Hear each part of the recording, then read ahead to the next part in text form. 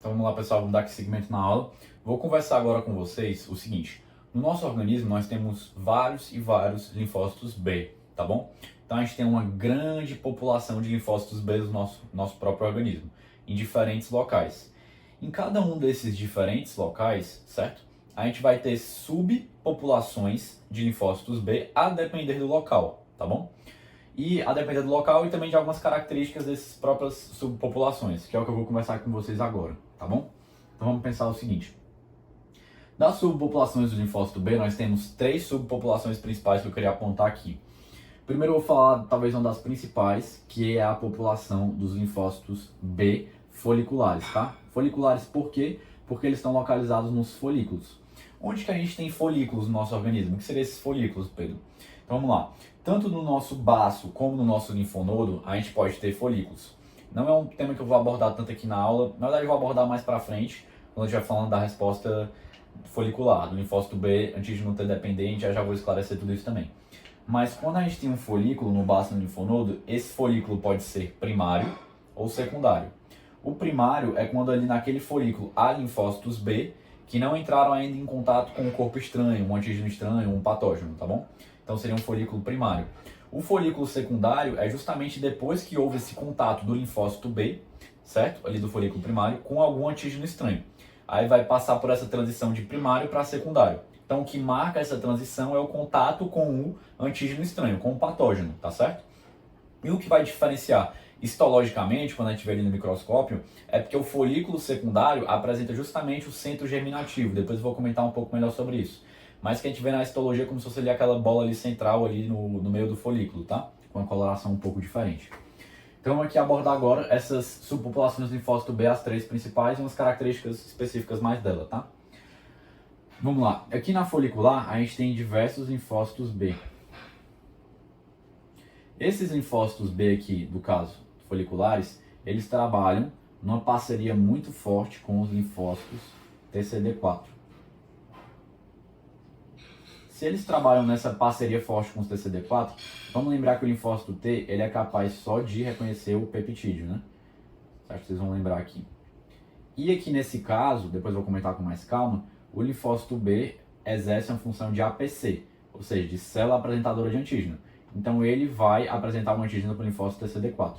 Se tem essa parceria aqui muito forte entre o linfócito B e o TCD4, a gente vai chamar isso aqui de uma resposta, aqui no caso da folicular, de uma via, vou colocar assim, para ficar o nome mais correto, uma resposta T dependente. Então vamos pensar o seguinte, aqui tem essa parceria muito forte. Apesar de que, como eu já comentei anteriormente na própria introdução, o linfócito B não necessita justamente de intermediadores para reconhecer um antígeno, tá? Não estou falando aqui de reconhecimento, estou falando justamente de uma resposta humoral, como é que ele vai se atuar e tudo mais. Aqui no caso ele vai ter essa forte parceria com o linfócito TCD4. Então a resposta T dependente, tá? Então essa é uma das características principais da folicular. E eu queria comentar aqui agora outras duas, que é justamente o quê? Que vai haver a troca da cadeia, depois eu vou comentar isso com calma, pesada, tapei, de alguns anticorpos.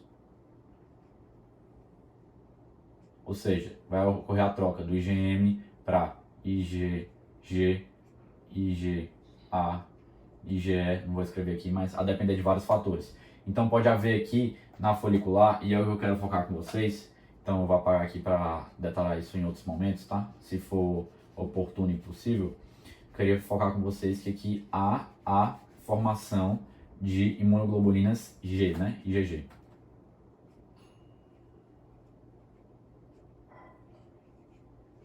Além disso, aqui é formado plasmócitos de vida longa.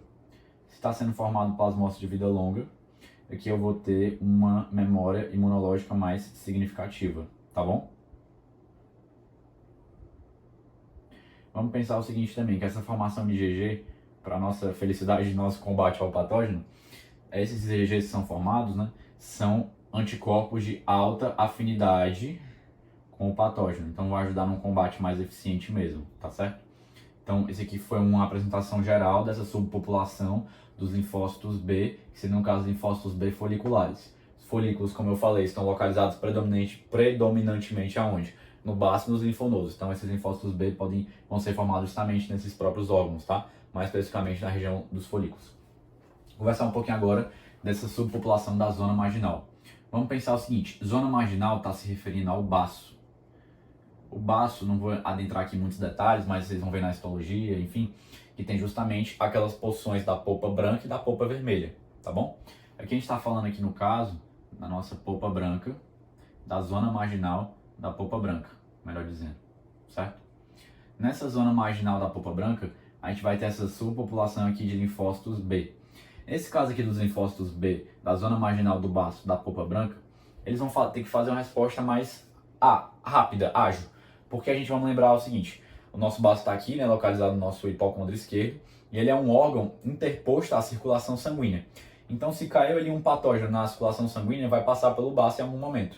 Quando passar pelo baço, precisa de uma resposta mais rápida, que pode ser que seja menos eficiente, menos duradoura do que essa daqui, mas é uma resposta.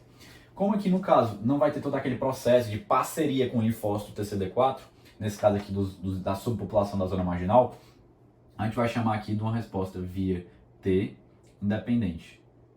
Aqui, como não está tendo muito envolvimento do linfócito TCD4, como eu mesmo reforcei agora há pouco, aqui a gente vai ter um reconhecimento mais amplo de antígenos, tá? De antígenos estranhos de diferentes naturezas. Não só de naturezas peptídicas, que pode ocorrer também, apesar de ser menos comum, por isso que eu vou colocar aqui mais abaixo. Não só de natureza peptídica. Não só de natureza peptídica, mas também pode reconhecer lipídios, polissacarídeos, enfim. Então vai ser uma via T independente, aqui no caso da zona marginal, e também vai ter a formação mais predominante de IgM, tá?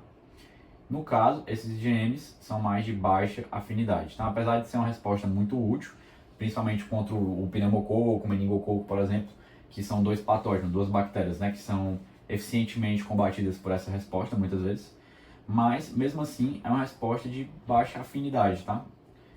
Perdão, é a formação de anticorpos IgM de baixa afinidade, tá bom? E além disso, além de tudo isso, os plasmócitos aqui formados são mais de vida curta. Então não vai ter uma memória imunológica muito significativa aqui, tá? No caso dessa subpopulação localizada no baço, na região da zona marginal da polpa branca, beleza? Vamos pensar o seguinte, vamos falar agora aqui do linfócito B1, tá? Antes de eu falar do B1, vamos só entender o seguinte, esse nome B1, certo? Essas duas outras subpopulações, todos esses linfócitos aqui, esses linfócitos B, se agrupam numa categoria chamada B2, tá? Se vocês cruzarem assim, não se confundirem. Então aqui seriam os B2, agora eu falo dos linfócitos B1, certo?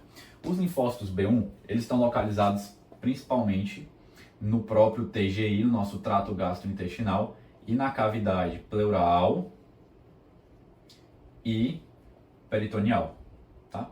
Então aqui é só para vocês saberem que é onde eles estão localizados, certo? E eles estão localizados aqui, e além disso, a origem do B1 é diferente da origem dos outros aqui que eu comentei agora há pouco. A origem dele vai se dar ali no fígado fetal mesmo, tá? Então ele vai começar a se originar ali quando ainda está na vida intrauterina, né? O ser humano. E ele, no caso, vai se originar no fígado fetal a partir da célula-tronco de lá que está ali presente. Então é um tipo de origem diferente dessas outras populações, né? Que é a origem mais comum, como eu falei até mais atrás no vídeo, que seria aquela origem que ocorre na medula óssea a partir da célula-tronco hematopoética, ali naquele processo da hematopoese. Aqui é originado do célula-tronco presente no fígado fetal, então é um pouco diferente mesmo. E além disso, vamos entender o seguinte, aqui é muito similar a essas características aqui que eu descrevi para a zona marginal do baço, que ou seja, aqui vai ser uma resposta via T independente, porque não tem essa parceria muito forte justamente com o nosso TCD4, por não ter essa parceria T independente, e além disso, só colocar o apagador para cá, vai haver a formação predominante de IgM, que é justamente um anticorpo mais de baixa afinidade. Só recordando que eu estou falando no caso do IgM pentamérico, tá? Porque o IgM monomérico é aquele IgM que vai formar aqui o BCR, tá? Só para não confundir vocês, certo? E além da formação de IgM, vai ter a formação de plasmócitos, né? que são justamente os linfócitos B efetores, ou seja, os linfócitos B produtores de anticorpo, que passam a se chamar plasmócitos, de vida curta, tá bom? Então é isso, pessoal. Essa é uma apresentação bem geral sobre as subpopulações do linfócito B.